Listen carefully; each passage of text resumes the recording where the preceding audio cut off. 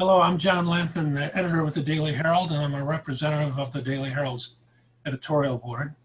Today is September 8th, 2020, and we're pleased to begin a joint interview with the major party candidates for the Illinois House from the 51st, 52nd, and 54th districts in the November 2020 election. I'm joined by senior reporter Madhu Krishnamurthy, and we welcome the candidates. Democrats, Mary Edley Allen, an incumbent from the 51st District, Marcy Seltzer of the 52nd District, and Maggie Trevor of the 54th District, and Republicans Chris Boss of the 51st District, Marty McLaughlin of the 52nd District, and Tom Morrison, an incumbent from the 54th District. We'll vary the starting points and the rotations of our questions, and Representative Morrison, we'll begin our questioning with you. And that is, could you give us a rating of how you think the governor has done in terms of trying to help the state respond to the coronavirus? All right, first of all, thanks for organizing us all together. I think any governor is going to have a difficult time no matter what year it is. And obviously this year has been incredibly challenging to Governor Pritzker, as it has been to all the residents of Illinois. And so I think he is trying to do the best job he can with the information he has. My concern, though, is that he is not listening to enough people throughout the state. We still have a very, very high unemployment rate, and that is obviously impacting our residents in a very detrimental way. We also have schools largely closed, a lot of businesses that are operating at just a fraction of their capacity. At the same time, they've got very, very intense cost pressures from their taxes to increase PPE expenses and disinfectant, and just trying to cope in the midst of a pandemic. I think some of his decisions have made things harder on residents. But again, I think he is trying, but I wish that he would look beyond just the COVID-19 virus, because there are other ramifications to his decisions that are going to impact public health and certainly economic health and livelihoods. Maggie Trevor. I think he's done a very good job, especially in light of the absence of federal leadership. I've seen him, and as Tom said, any governor in this situation, it would struggle in that nobody has experienced this in our lifetimes. And so essentially, we've been trying to build an apparatus to fight COVID-19 and keep our economy from falling apart as we're in the process. I think he's done a good job in having his decisions guided by science. I also have seen pretty clear evidence that he has worked with business leaders, and he has worked, for instance, with religious leaders to try to adapt his guidelines as we go along to accommodate their needs. I also have seen him work with legislative leaders, and I understand that the legislature had to limit their session out of fear of not only infecting legislators, but all of the workers that keep the Capitol working. I think that in general, I've been happy with the job that he's done. All right, we'll move on to Marcy Seltzer, 52nd District. Okay. I think that overall, I agree with both Maggie and Tom that Governor Pritzker's done a very good job in a rapidly changing situation. And this is completely unknown. The last time we had a pandemic of this scope was early in the last century. So I think he had to move quickly and decisively. I think that the fact that we never ran out of capacity for any of our ICU units or our intubation facilities is proof that he was decisive enough to stop the results that we saw in New York City and some of the other early impacted areas. That said, there's always room for improvement. I think that now that this pandemic, if anything, should be a wake-up call for us that are in the legislature to be able to come up with almost a pandemic playbook in the absence of federal leadership. As Maggie said, the federal leadership in this situation has been confusing, chaotic, just plain absent. So I think Illinois has stepped up and done a great job. And that's a tribute to people on both sides of the aisle, that we were able to come together and flatten the curve and limit the deaths from this thing. Marty McLaughlin.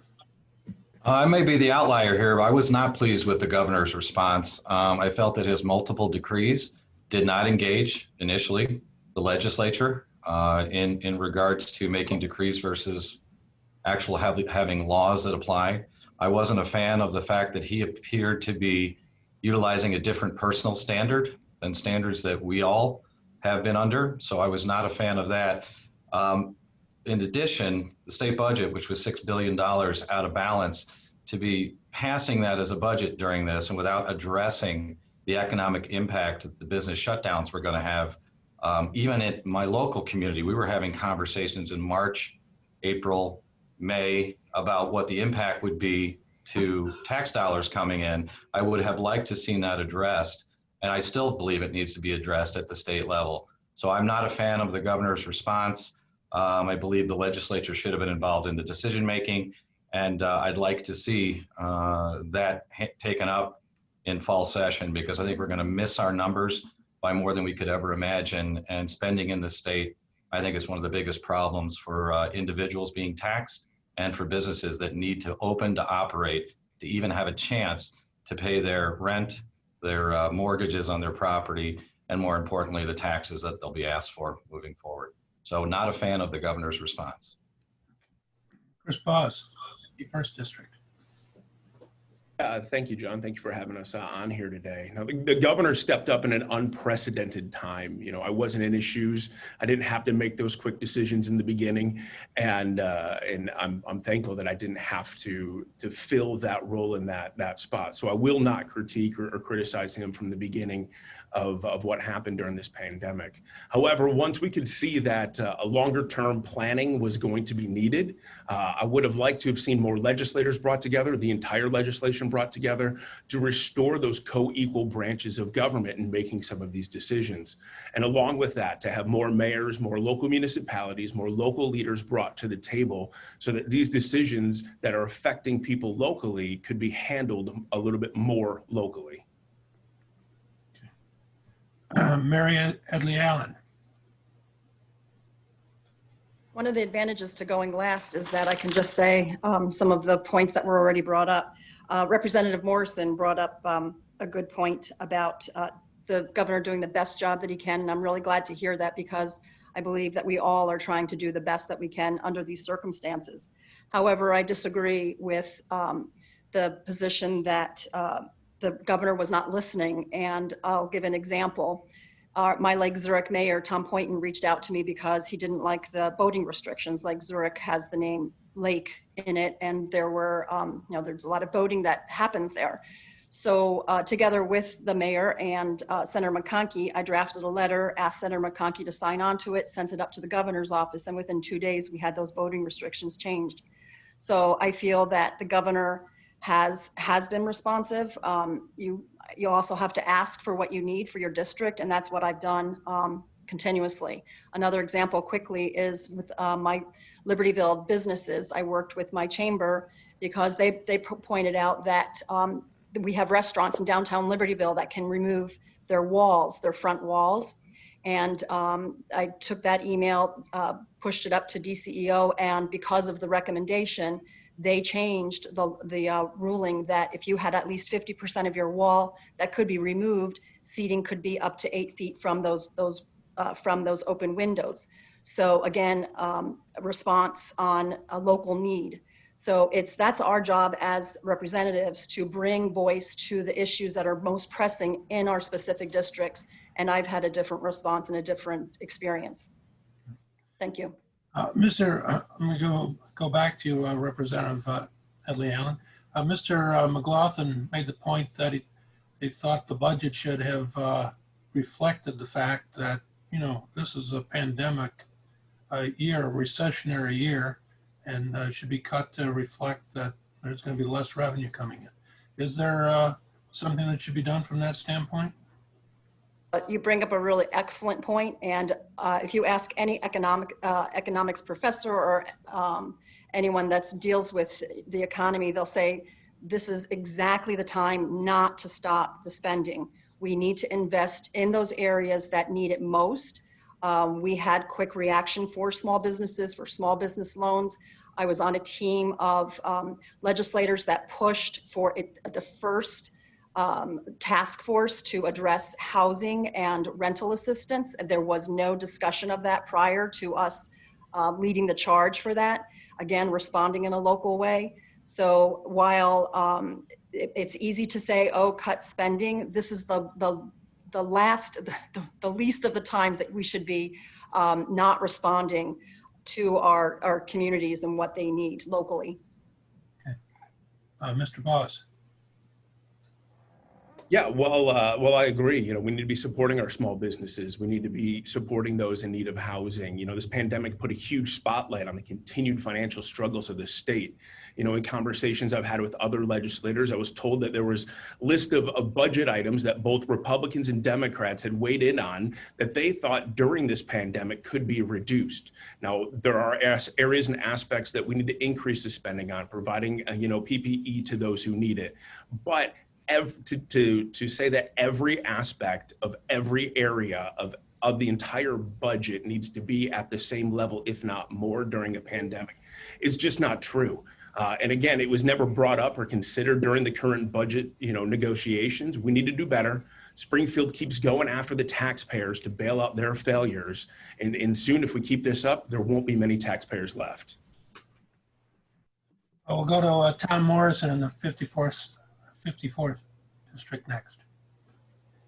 Yeah, I concur with that. Again, if the private sector is unhealthy and remains very unhealthy, it's going to create a world of hurt on state government, local government, our non-for-profits. It's going to increase the demand on the social safety net.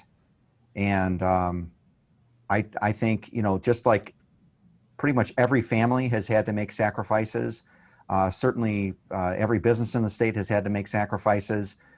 State government has to take a much sharper look at how it spends the taxpayers' money. Okay. Maggie Trevor. I agree with some of the things that Mary Ely Allen was saying earlier on, that basically now is not the time to make deep cuts in spending.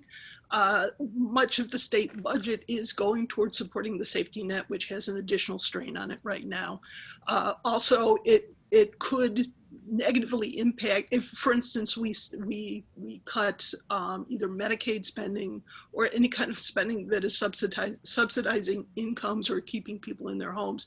That could create a downward spiral and further depress the economy and then hurt revenues even more down the line.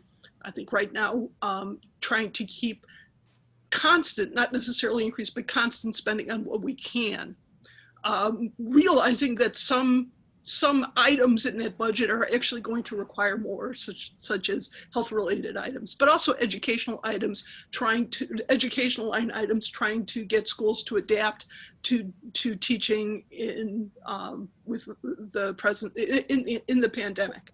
But in the meantime, we need to rely on federal borrowing in the hope that we can get more aid from the federal government.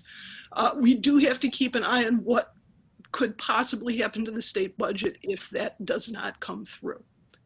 In that case, then we are going to have to make some very hard decisions in the coming year with respect to the state budget. Marcy Salzer. I think that everyone has made some good points. One of the things that I think is essential is that we take a careful look at what services are essential for the good and welfare of families and small businesses and individuals, and what services are ancillary that aren't directly supporting those endeavors. So I would not want to see cuts to domestic violence shelters. I would not want to see cuts to some of the health screening programs like breast care screening. I wouldn't necessarily be opposed to looking into raising revenue. There's only two ways to balance a budget, right? As a business executive, I know you either have to cut expenditures or raise revenue. And so far, this conversation has been purely around, cutting to make the numbers. I think we also look at other sources of revenue to make the numbers. There are a lot of tax breaks that larger corporations can get that allow them to get a prorate back of their sales tax. We could suspend those. And I honestly don't think Walmart would suffer egregiously in that event. And Walmart isn't the only one to get those breaks. Anyone with a large enough volume can get those breaks. I think there are other ways to look at increasing revenue by increasing certain types of investment in industries, bringing the private sector in. The Clean Jobs Act has the potential to raise revenue as well as help retool our economy for the future. So I think it's got to be a two-pronged approach. We need to look for unnecessary overhead expenses. My own company has put a freeze on all travel. They've frozen other things that we normally would take part in. And at the same time, we're looking for new sources of income. And the budget in Illinois needs to do the same thing. We can't just cut. We also have to figure out how to grow. Marty McLaughlin. Looks like I started this, unfortunately, this conversation, but I think it's important. What I was stating is a recognition. I'm looking for a recognition from Springfield that the projected base number will not occur. So I didn't even mention a cut in spending. Everyone else jumped to that. But what I'm asking for is a recognition that the revenue, which comes from the taxpayer, the business payer, the services, won't be there. And so without that recognition, that's step number one. Step number two is spending. What I'm asking for is that the state recognize that we aren't going to hit anywhere near their projections. And worse is going into it with a $6 billion expectation that's not there. Now you're talking about going to the debt markets, and Illinois pays more than anyone else in the country as far as interest rates. We are already at junk status if you look at the 400 basis points or roughly 4% we pay over A-rated communities. So although the rating agencies won't come out and say it, the amount that they're charging for investors to purchase Illinois debt is already saying we're at junk status. So I think that speaks volumes. I just want the state to recognize the revenue will not be there and to be proactive about that, whatever that takes as far as reductions in spending or cuts or an overall look. I would like that initial conversation to be had at Springfield. So that was the basis of my comment. Let me go back to Mr. McLaughlin. How is it, and I'm asking everybody this question, the state has put in a request to Washington, as part of the negotiations with the coronavirus relief in Washington, that the president has opposed. Is the state really relying on Democrats winning nationally this year to balance a bunch of those books? John, that's to me. I'm Yes. to start off. Yes. Yeah, I think it's evident in the fact that they preemptively were looking for a $6 or $7 billion assistance, and the number is going to be much higher than that. I mean, let's be real here. The state hasn't had a balanced budget through multiple administrations for over 18 years. Every time I hear the term, congratulations, we've got another budget, it absolutely boggles my mind that that the legislature believes the public is this uneducated. We understand what's taking place. Every time a budget's passed, it's not balanced, and it hasn't been for so long. It's actually become a tradition of fiscal insanity in Springfield. Now, I run a small business. I know many people here that are serving in this capacity already, and those that are interested in running for office. Apply simple business principles to Springfield, and the residents who will be looking to endorse us will understand. They've been doing it themselves, as I think Tom said, from their kitchen tables, looking and saying, how do I pay for college? How do I pay my increasing property taxes? Now I've got a gas tax that's doubled where it was a year ago. How do I put money aside to pay for healthcare? If Springfield applied the same simple business principles, I think the public would respect them a lot more and understand what they're trying to do. Because I think what they're doing is asking for more, taking more, and delivering less each and every year. So I'd like to think that you could get bipartisan support to change the last 18 years of unbalanced budgets. And I think that's going to require some brave people on the Democratic side to come forward, as long as in addition to the Republicans, to work together cooperatively to get there. That's the only way I see Illinois getting out of this hole.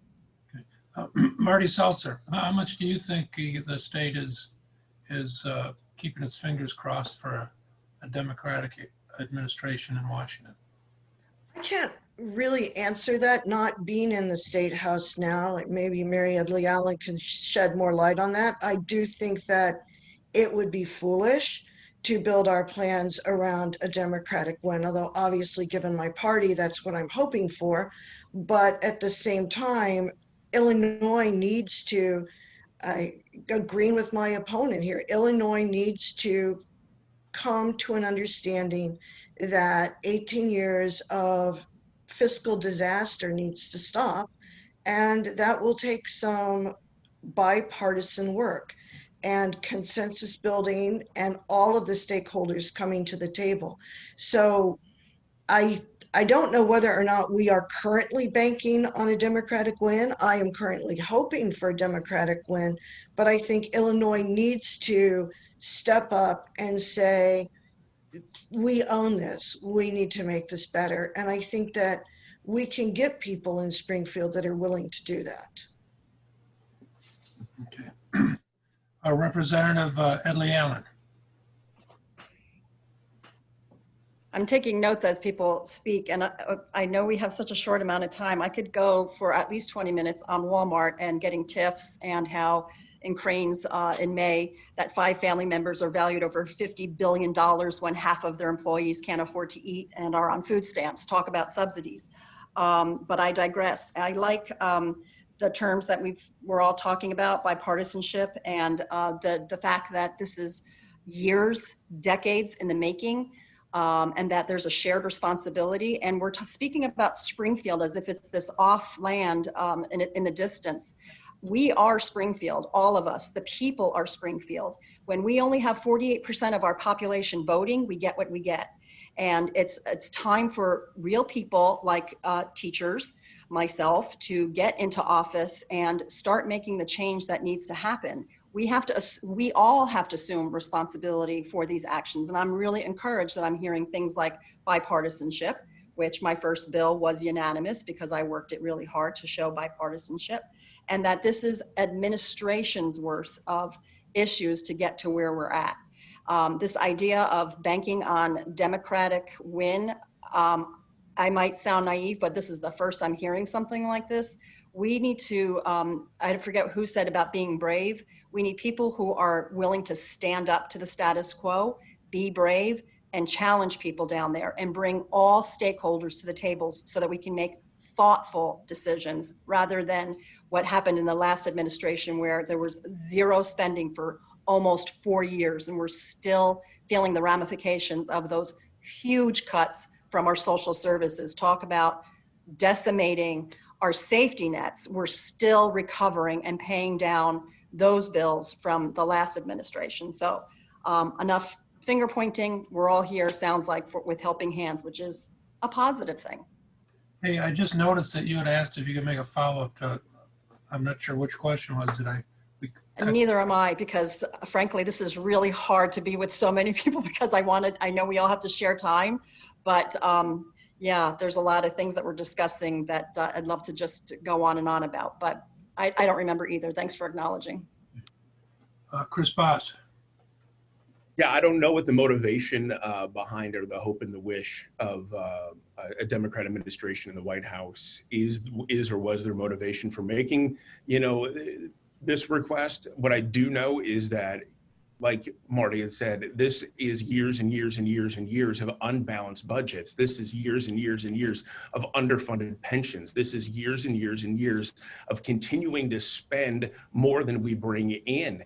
And to have the bailout be this hope and a prayer and a wish on a different administration or a federal gift is not going to solve the problems that have been in place for years there in Springfield. And to everyone else's point, we do need bipartisanship. We need to come together and realize that this is our problem and this is our problem to solve. And we need to make the tough decisions that need to be made and stand up and make the right decisions to move our communities and move this state forward. Tom Morrison. Yeah, so a few of the candidates or incumbents have talked about problems that have been decades in the making. And I guess the question that voters should ask is the party that's been in power, that's basically, had super majorities in both legislatures and the governorship, what have they done with some of the, and this is, pre-pandemic, what have they done with the state's fiscal situation? One of my great frustrations was watching our 5 state pension plans are among the worst in the nation. And Governor Pritzker passed into law or pushed for a resumption of the 6% ceiling for TRS recipients. Now, I've talked to retired teachers who were just shaking their heads at this. TRS is almost $75 billion in the red, and moving that ceiling from 3% a year for 4 straight years up to 6% just adds to the burden on the system. I've seen additions, sweeteners added to the Chicago fire pension systems when those systems are at about 20% funding levels. So that's been a great frustration, is that, yeah, we can acknowledge that both Republicans and Democrats, from Jim Thompson to Jim Edgar, and Republican legislators have had their hands in the problems, but are we going to keep making the same mistakes over and over? Or are we actually going to make the hard decisions to reform? Because, I talk to residents, I'm sure every one of these individuals has talked to residents who say, maybe begrudgingly, I might be willing to pay more if I actually knew that Illinois would be responsible for that extra money. But I don't see him doing that. I just see him continuing the same bad practices. And that's why, I'm making my exit strategy. And of course, that's part of our tax base. That's part of our the jobs that are so needed right now, as I said earlier, with the unemployment rate. And I get calls to my office every day from people who are desperately seeking work again. And the state is not helping the situation. Maggie Trevor.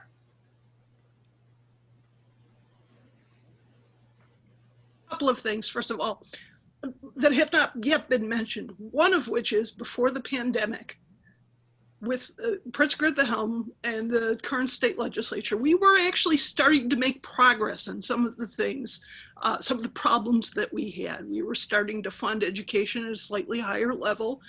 We were starting to address some of the pension issues. But then the pandemic hit and blew a hole in the state budget. And it also blew a hole in the budget of every single state in this country.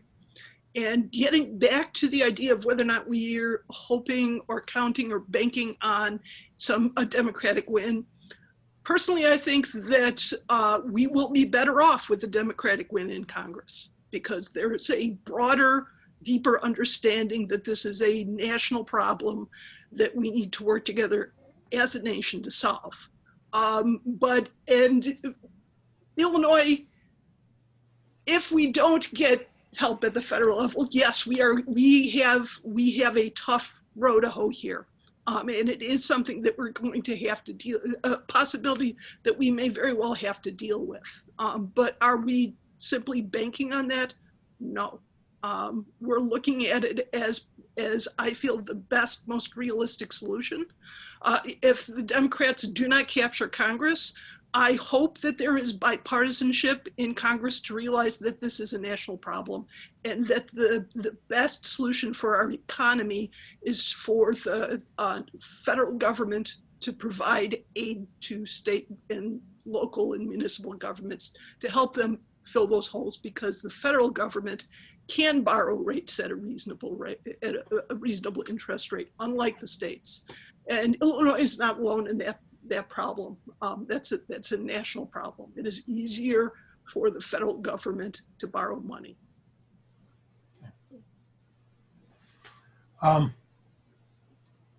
Let me ask you about the graduated income tax, and we'll go to Maggie Trevor and start with Maggie. You're a proponent of the graduated income tax. What do you say to people who say, I could buy the idea that wealthier people should pay more than poorer people, but I'm concerned that there's no check in this. This is a constitutional amendment that essentially leaves it completely up to Springfield to jiggle around with the rates whenever they want, and it's a little bit easier to jigger with those rates when you're not hitting everybody. What do you say to people like that? For starters, we don't have those checks now. All that the Fair Tax Amendment is letting us do is to allow us to put in graduated income tax rates. Ultimately, your state representative answers to the voters, and that should be the check. That is ultimately the check on rates. And it's been a reasonably effective one over the years. But we are in a situation right now where we have, if you look at the entire state and local tax burden, including property taxes, fees, sales taxes, we're in a situation right now where we have a very regressive total tax burden on the people of Illinois. This gives us some way to redress that, as well as giving us a tool to address some of the state's budget problems. And because of that, I'm in favor of it. And I think that ultimately it gives you as much of a guarantee as does our current system. Tom Morrison. Yeah, I've seen time and again the leadership in Springfield break its promise to taxpayers, from Pat Quinn, who initially said that he was only seeking a 1% increase in the income tax. He called it an education surcharge. In lame duck session, they ended up doubling that. They claimed that it would sunset in 2015 and then again in 2024. And they went ahead and continued to spend, continued to expand programs, expand the size of state government, no reforms in how the monies were spent. And some of us who, are fiscally responsible said, wait a second, we're about to see a cliff in that revenue in 2015. They continued to spend and spend. And during the budget impasse, the state continued to issue checks. Not everybody was in line to get one, but that's why the unpaid bills climbed. But state government did continue to allocate monies as it collected it from income taxes, from sales taxes, et cetera. And again, 2017, it's permanent. Now, the legislature could change those rates, change the income levels, and because of gerrymandering, and again, so we're in a census year. Next year, there's going to be a legislative remap.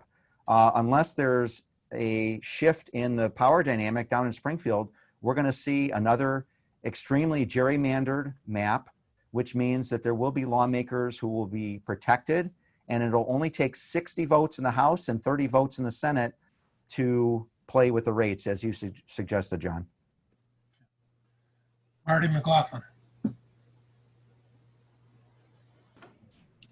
Yeah, I'm not a fan of the progressive tax, fair tax, tax increase, as I like to call it. I'm still waiting. I've been living in the state since 1972. I remember the I-90 freeway.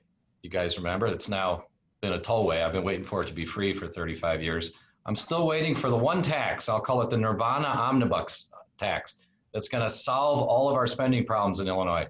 Because the Illinois lottery tax didn't fix our schools. The Illinois gaming tax didn't solve our issues.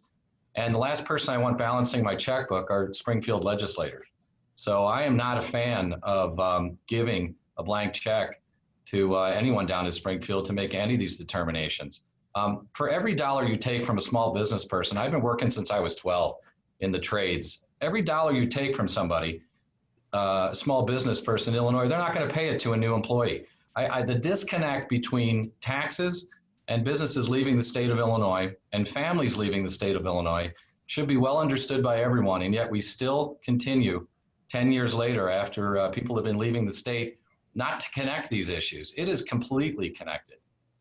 If we go forward with this tax, the thought that it's going to hurt just a small percent, it's a fallacy. It's going to hurt everyone in the state. It's going to hurt employers. It's going to hurt those that are trying to climb the economic ladder. And frankly, when there's not enough money because Illinois is spending addicted, burns through it, they're going to keep moving those numbers and moving those percentages, and everyone's going to get hurt.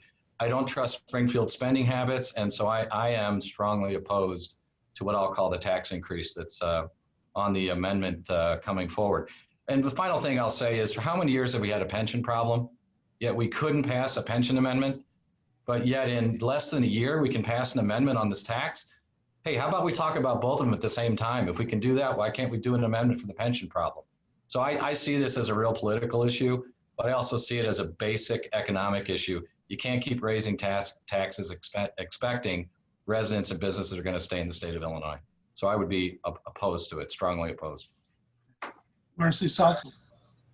Well, as an economist, trained as an economist, I have to say that I think that flat taxes are highly regressive. However, the matter of the fair tax amendment is now in the hands of the voters. I think that is where it needs to be. I have to agree with Maggie's point that if we want accountability in Springfield, then we need to get people down there who are willing to stand up and fight for the monies collected to be used for the purpose intended. We saw, as Marty pointed out, with the lottery, with the gaming tax, all of a sudden they weren't doing what we had been told they were doing. There is no doubt that raising a flat tax hurts lower and middle income people more than raising a flat tax hurts people that are earning in excess of $250,000. That is just simple math and disposable income, very basic economic concepts. I think that I agree with the fact that we need constitutional amendments so we can fix our pension. One of the big problems, I think, with Illinois is that we tried to, back in the early 70s, we tried to micromanage the future by putting in constitutional things that really had no basis in a constitution, the pension accrual systems and the pension funding systems. We're hamstringed. We passed a good bill to make a start on that. It was declared unconstitutional by the Supreme Court. So clearly we need to address the micromanagement, the constitutional micromanagement of the fiscal responsibilities of Illinois. And we need, I hate to keep using the word, but we're going to need bipartisan support in Springfield to say no. And just really quickly to address Tom's point, I was working in a community mental health center during the Ron non-budget period of time, and I can assure you that we at one point were $600,000 in arrears of what we were owed to our clients. And community mental health, because of the defunding of state institutions, is the final buttress against people with severe mental illness being out on the street and or in jail. So to have to work at that kind of deficit was just cruel. When Lutheran Services had to discontinue their programs, we were able to soldier through, but that's exactly the kind of spending cuts we cannot afford in Illinois ever again. We have to understand that benefiting humans does not have to come at the cost of benefiting business. We can do both. We're better than what we showed in the Ronner years. Hey, can I just add real quick? I didn't say that all the checks stopped. I mean, obviously there were non-for-profits that did not get paid, but there was no government shutdown in the sense that state offices closed. Right. I mean, that's what I meant, is that it was a very, very difficult time. Some were getting paid, some weren't, and that added to the chaos of it. Understood. Thanks for the clarification. Some of us wanted to pass what we called a skinny budget, where we passed a budget to legally allow the checks to go forward. on the basis they were in the previous year, or better yet, based on the actual revenues that the state continued to collect from income and sales taxes and other fees. But anyway, moving on. Representative Mary Edley Allen. It sounds like the fair tax question morphed into pensions as well, and I'll try to hit on them really quick. As far as pensions, pensions are a promise to the teachers, right? I only worked for 12 years, so I don't pull a teacher's pension, but we paid in 10% of our salary into the pension. The monies were taken, similar to the post office, from the funds and spent in other ways because we didn't have enough revenue. So let's just put that on the table to begin with. Second, we do need to take a look at pensions, and we need to, I'm in favor of things like grandfathering, keep the promises of the past, but what can we do today moving forward? Can we, we've already had the second tier with the pensions, but can we do something differently? But we have to have all stakeholders at the table to make these really, really hard decisions. Now, going back to the fair tax, as a teacher, facts are really important to me. And I like that I can educate people so that they can make the correct decisions based on the correct information. I heard a lot of little snippets here of blank check and exodus and fiscally responsible. First of all, I believe we all have to be fiscally responsible. I'm a single mom. I have to be fiscally responsible. I live on my legislative salary. That's $67,000, well below the $84,000 average here in Lake County. The mass exodus is not happening in Lake County. I can't speak to Cook County, but where my district falls, except for one precinct, we are flat. There is no mass exodus. Frankly, people move into Lake County because the schools are phenomenal and are just exceptional. So this blank check idea, no. We have a blank check now, and the legislators could increase taxes, but it'd be for 100% of the community. And our district, District 51, would be adversely affected by this, the progressive tax. 17% of my community would be adversely affected. But going back to the progressive tax, it's presented as this scary monster. I actually have a flyer here that came out the first week I was inaugurated that was called a jobs tax. But you know, Wisconsin, Missouri, Ohio all have a progressive tax. Our federal tax is a progressive tax. I totally understand the reservations because of the fiscal responsibility. But I have to just tell a really quick story about my sister wanting to read a newspaper article. And she said, oh, darn, I don't have a subscription. I can't read the article. And I thought that's exactly what we're dealing with taxes. No one wants to pay for the subscription for the newspapers, but they all want to read the articles. We all want good roads. We all want good bridges. We all want good schools. We all want all these great services, but who's going to pay for them? So, you know, we don't have time to get into TIF reform, which is a whole nother ball of wax. We've been talking about this for decades as well. When I have a TIF district, Melody Farms, that the piece of property abutted the Des Plaines River was totally a pristine piece of property, and it's a TIF. I have Barrington School District that's suing the village of Barrington because they're trying to put in a TIF. We can have a whole hour just on TIF reform. So anyway, I digress. I can go on and on. I don't want to monopolize the time. Thank you. Chris Boss. Yeah, back to the graduated income tax on that. I think a couple have hit on it. You know, the biggest question when it comes down to this is, can Springfield be trusted with more? And they can't. The corrupt system in Springfield's proven time and time again that they cannot be trusted. 2011, there was an income tax increase. 2017, income tax increase, and we're worse off today budgetarily than we were before then. So more taxes isn't going to solve the problem. If the legislators truly believed that, as Mary said, that more taxes could solve the problem, they would raise the taxes now. But they're not, because this isn't about increasing, you know, income. It's the political capital that would be needed to be able to raise taxes on everybody is a lot more than to say, oh no, we're only going to raise the taxes on this little bit over here.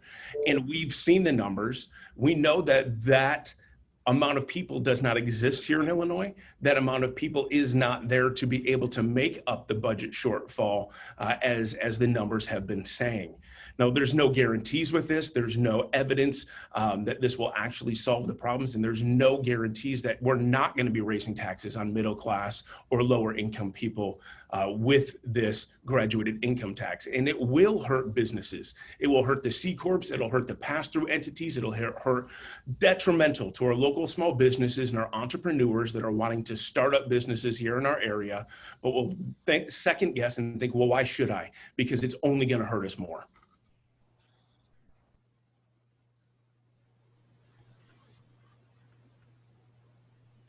I wouldn't mind weighing in again too. Sure.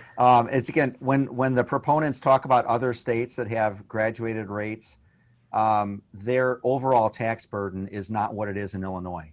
Because again, you have to factor in the property taxes, you have to figure in all the other taxes, the sales taxes. You know, here we are, well, at least our district is Cook County. We've got the highest sales tax rates in the country. In fact, a bunch of my residents go and shop up in Lake County just to get a little reduction in their sales tax. And then in addition to that, like Wisconsin, which maybe has higher income taxes and maybe not such a reduction on their property taxes, they don't have the debt that Illinois has.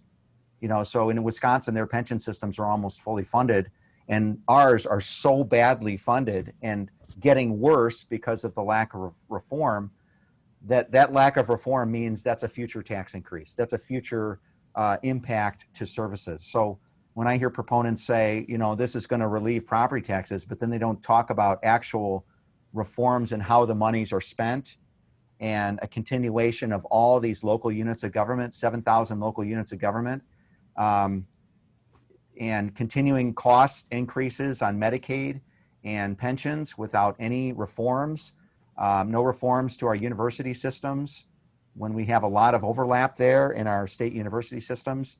So again, it's a false promise that higher taxes are going to be, someone said it, nirvana for Illinois. I'd like to weigh in just real quick to respond to something that Chris said. I grew up inside the Beltway, except for when I grew up in Germany. But living inside the Beltway, you'd hear all of this stuff about Congress and the idiots in Congress and Washington. And my mom would always say to me, you know, they sent these idiots here. There are very few actual Washingtonians in Congress. They don't even have the right to vote at Congress. So when people go, oh, Washington's so evil, well, it's the states that sent them there. And so when someone says, can we trust Springfield? If we can't, it's our own fault for electing people that don't have as a fundamental core value integrity and justice, that they are not going to be swayed by lobbyists, that they aren't looking out for the next big buck, and that they want to benefit all of the states. So yes, if we can't trust them now, then throw them out and put new people in. Keep the ones that we can trust. Because if we want to talk corruption, you're going to be here all day. Question I think this is a final question. You've all talked about the governor's handling of various things. I wanted to talk about the governor and the state's handling of schools reopening. And if you would like to weigh in on, you know, what you think, how he has done, and if you would like to rate how the governor has done. I'm just going to start with Chris Voss here, and then we can move around the group here. Go ahead. Yeah, with schools opening, really quickly, to Marcy's point, which she was bringing up, if we actually had fairly drawn maps and non-gerrymandered districts here in our state, then maybe the people would actually trust who's in Springfield instead of the parties selecting who their legislators are. We'd actually have our citizens selecting who their legislators are, and that would be a key factor in restoring the trust of the people into Springfield. Now, when it goes to the schools, you know, I think local school boards, local superintendents are doing the best job that they can with given the responsibility of deciding whether they can or cannot open. I know for my kids, you know, here in the Lake Zurich schools, the school board and Superintendent Dr. Golt's done a great job of trying to navigate all of the requirements that keep coming out from Springfield to both keep the kids safe and keep the teachers safe, to offer both the hybrid, in-person, smaller class sizes. And my first grader's got 7 kids in her AM class, and then there's another 7 kids in the PM class, so that they can be spread out, so that they can, hopefully next week, I think is when they're starting, get back into school, because it's needed for the kids. But at the same time, offering online, e-learning solutions for those who are vulnerable, or those who have vulnerable communities that they're connected to or part of, that teachers may be part of as well. It's a challenge that is unprecedented, and there is no right answer to it.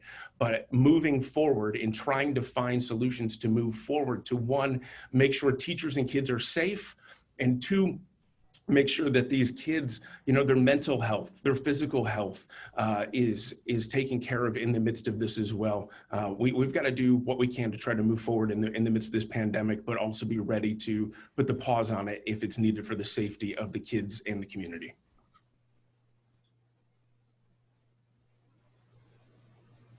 Representative Edley Allen. I didn't want to assume I was going to go next, but yeah, we created our school boards to be local control, and it seems to be working out well. To the point, we have a district that has 1 school, my Green Oaks, Oak Grove, it's 1K to 8, and they were able to do all in person. And then Lake Zurich, which is a unified district, K-12, a brand new superintendent. She's only been there a year, done a phenomenal job getting the information that she needs from the state. The state has been providing the dashboard so she can make an educated decision based on the data. One huge kudos to Illinois is the testing. I know I've been tested twice, and my staff has all been tested. We have testing that really helps keep the lid on this. Iowa, where my son is going to college, not doing such a great job. So the local control has really worked out well. Just quickly about the fair maps, I totally, as some of you may know, the Herald put out the editorial that I was with fair maps. We didn't have the opportunity to push it through this time, but I've spoken out loudly about that. And I'm also part of legislators pushing 9 points of ethics reform, going against all odds. I think we need strong voices, independent voices in Springfield. And I think I answered the question. It was about the school district. So, we were talking about consolidation. We have 852 school districts, so maybe we can start somewhere there too. Okay, Marty McLaughlin. Yeah, so 52nd District, I think, has 3 or 4 school districts. The town that I'm in has 2 school districts, and I find it interesting. I've got a 13-year-old who's been home since March 16th, I think the day before St. Patrick's Day, and she's looking at the dog as her best friend. So I'd like to get her back out into the schools a little bit. If you look at the infection rates, and God forbid we use the word science, it's been so politicized now that one side of the aisle believes they own it versus the other. Sweden has successfully remained open and educated their children and allowed people 16 and under to attend schools with safety precautions. I believe we should move to that same model for this reason. If a vaccine doesn't come forward, in a year from now, we're in the same place. Do we keep our children home for 2 years? If we don't get a vaccine the year after, do we keep them home for 3 years? And this won't be the last pandemic. It's not the first one in the last 15 years. We've had H1N1. I believe our response has to be thinking along the terms of long-term and short-term, and what the ramifications are to the health and safety of children. Athletics is taking place. My daughter, the 13-year-old, is playing on a IESA softball team where they've got 30 kids out there playing, but we can't get 30 kids in the classroom together. So I see that as a problem.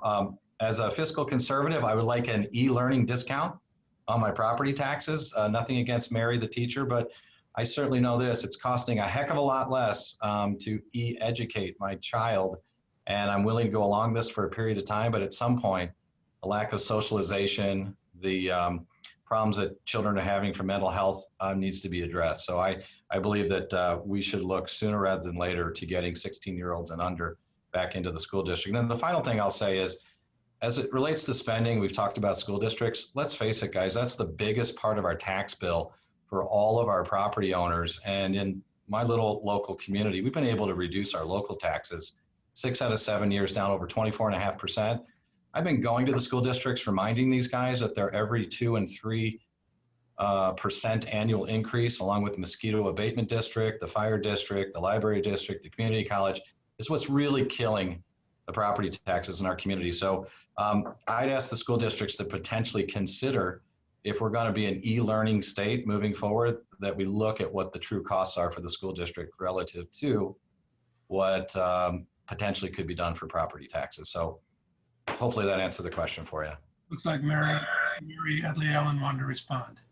Yeah, quickly, you're totally missing. This is one of those theory applications. There's a Grand Canyon space between them, saying that there's less costs associated with e-learning. The amount of time that these teachers, my friends, are putting into not only the e-learning, but then creating materials for the children that do come in person, it's astronomical. So it devalues the profession. And to say that you're not getting a service, really, I take major issue with that kind of a statement.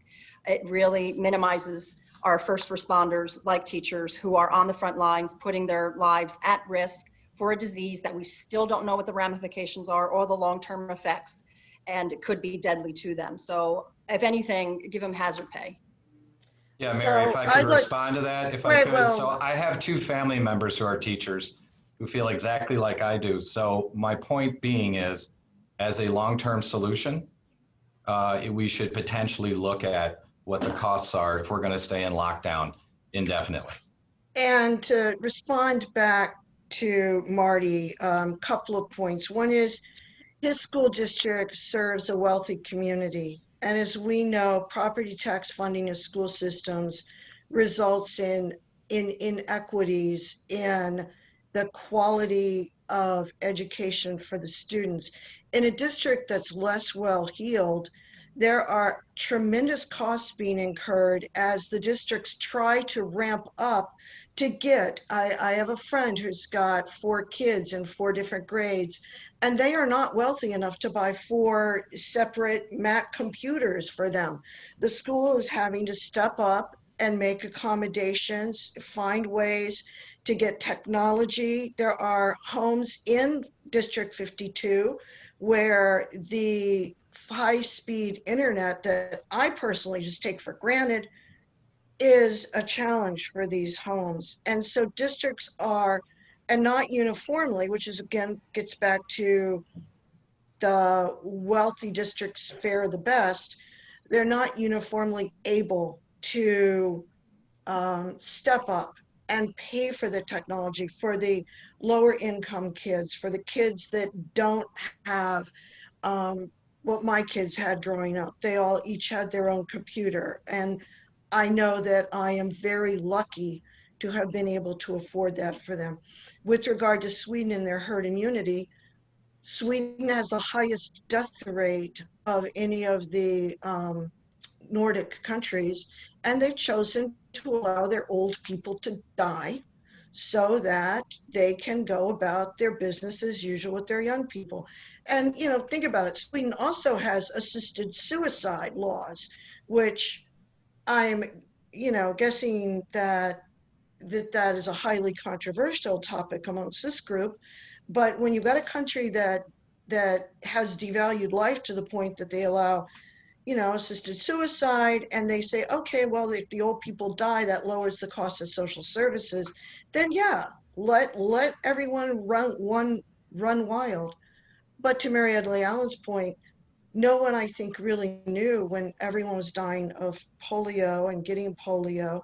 I'm old enough to have classmates only slightly older than me who walked with braces. Mine was the first year that polio vaccines were routinely given. We didn't know about the polio syndrome that was going to just demolish these people's lives when they were in their 40s, 50s, and 60s. We thought, oh, they didn't get crippled, it was all good. But it wasn't all good. And anyone who's had shingles knows that chickenpox can come back too. We don't know enough about this disease. We don't know the damage it does to heart muscles in athletes. We don't know a lot of things. So to Marty's point, and I think it's a good one, we have to think, I'm hopeful we will be able to get a vaccine. However, I'm not hopeful that everyone will take it. There are a lot of anti-vaxxers there for vaccines with proven track records of safety. So we do need to think about what does education look like going forward. And we do need to make sure that all the children have opportunities to learn successfully in e-learning. And we need to address the isolation that being at home can bring. And in some cases, the danger being at home can bring, let's be honest. For some kids, school was their safe place. All right, we're moving to Tom Morrison. And just to remind you of the question, it's Yeah. more about how the state handled the reopening of schools and whether you object to the way it has been handled by the governor and the State Board of Education, and should schools have been even allowed to open?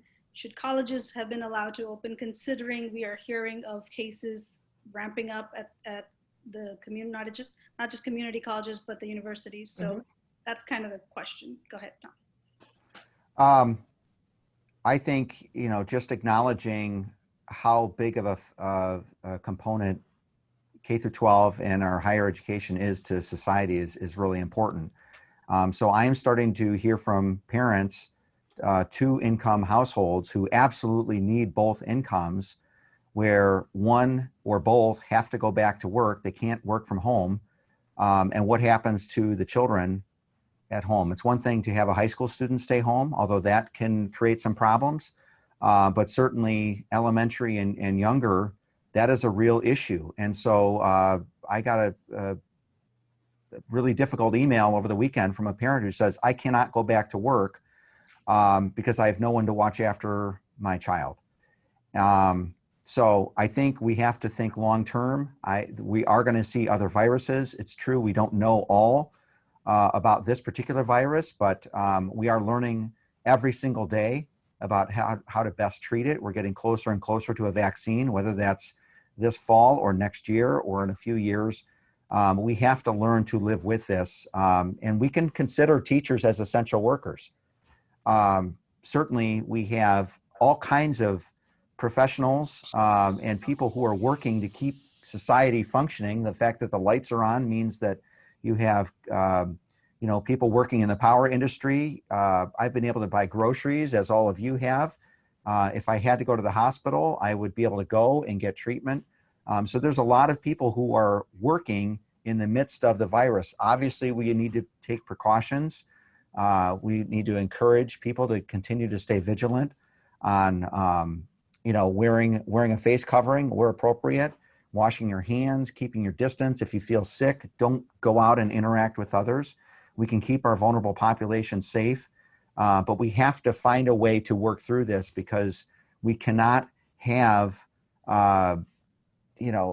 we can't just stay in lockdown or semi-lockdown mode forever. Earlier this morning, I read the tragic case of a person who committed suicide as a result of job loss and just the isolation, the depression.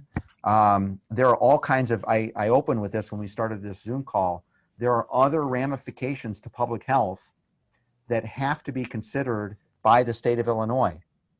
I interviewed a doctor from Northwest Community Hospital who was pleading with the community. If you have chest pains, if you have other symptoms of serious medical issues, and you're not going to the hospital because you're afraid of the virus, that is a real issue. And so I just don't think that we can live with blinders on COVID-19. Obviously, it is affecting some people gravely, but the vast majority of people, thankfully, are not seriously affected. And yet we have all these other building very, very grave problems, and we've got to take a better approach. Thank you. We'll Maggie Trevor. finish up with Maggie Trevor. I want to fundamentally answer the question that you asked, which is the schools. But before I do that, I want to point out something about both Sweden and the US, and in terms of what really we mean when we talk about herd immunity and what that would actually look like in the United States. Herd immunity is when a big enough percentage of the population has been exposed to the disease to acquire immunity that the disease doesn't have any place more to go. And a ballpark figure for that might be around 60% of the population having been exposed to the point to develop antibodies. 60% of the population. And we're talking about a disease that conservatively has a 0.5% death rate. It could be more. And if that's the case, herd immunity would be achieved in the United States with 990,000 deaths. That's way, way more than all the other health ramifications that we're talking about. It would overwhelm our health system if we went down there. And it wouldn't just affect, it would affect different areas of the country in dramatically different ways. Some hospital systems, some areas might be better off than others. Rural areas in particular would be devastated. It's why we can't just let this go towards herd immunity. We have to make accommodations. And given that, I also want to point out that several people here have mentioned the fact that this has largely been an issue that's been handled by local school boards, much less so by state involvement. And I think that that has played out very well in this area. I think that the local school boards have been responsible. They've responded quickly to changes in circumstances. And right now we're mostly doing remote learning. And Mary E. Ladlin, I think it's interesting, your son goes to University of Iowa. I taught there for 6 years. They're an example these days of how not to handle it. They basically opened their university and are now one of the worst hotspots in the country. And I can tell you from having taught there for 6 years, that just in a normal school year, it's a hotbed of respiratory diseases. There's something about the teaching profession because you are locked in rooms talking to each other for an hour to an hour and a half at a time. It's weird. It's very, very easy to transmit respiratory diseases in that environment. And it's not just true for colleges. It's true for grade schools and high schools. That's why we're taking these precautions when it comes to schools. We won't have to do this forever. We need to ride this out until we have more effective treatments and until we have a vaccine. And hopefully that will happen next year. At least we'll be in better shape to do it next year. And if nothing else, we've slowed the progress. But in the meantime, we have to accommodate our educational needs. Yes, we need to find ways to make sure that our kids get socialized properly. We need to find some kind of accommodation so parents have daycare options if they have to go to work. One of the populations that has not been well served are special needs kids. Some of them are being allowed in the local schools, but parents with children with special needs that need daycare are essentially being left out in the cold right now, because with lower capacities, basically the first kids that get turned away are those that need that extra care. We need to find ways to accommodate these parents so yes, they can go back into the workforce, because we do need to make sure our economy runs to the best that we can with the precautions that we can take to guard us against the kind of rapid transmission that could cause our health system to collapse. So, but overall, I think the local school districts are doing a good job with this right now, as best they can with the resources that they have. Thank you so much. We appreciate everybody's time. We promised to try to be disciplined about our use of it. We ran over 15 minutes anyway. But so this concludes our interview today. We want to thank Mr. McLaughlin, Mr. Boss, Ms. Trevor, Ms. Sulzer, Representatives Morrison and Edley Allen for your time and for your participation. Good luck on your campaigns. The election is November 3rd. Early voting begins September 24th with mail-in voting this year.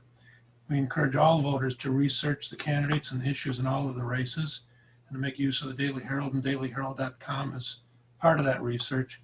Ultimately, informed voting is one of the most sacred obligations a citizen has if a democracy is to flourish. And thank you for watching and stay well. Thank you. Thank you. Have a good day.